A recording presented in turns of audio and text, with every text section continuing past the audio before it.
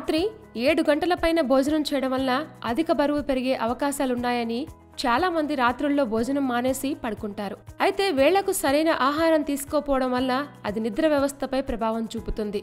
అయితే కొన్ని రకాల ఆహార పదార్థాలను రాత్రి వేళల్లో తీసుకోకపోవడమే మంచిది.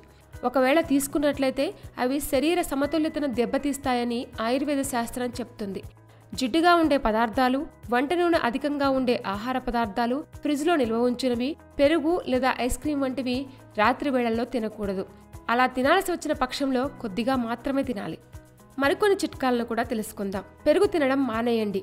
రాత్రి వేళల్లో పెరుగు తినడం వల్ల అది జలుబు, దగ్గును అధికం చేస్తుంది. భోజనానంతరం ఎక్కువ నీరు తాగకండి. అయితే 1 గంట తర్వాత కొద్దిగా వేడి నీరు తీసుకోండి.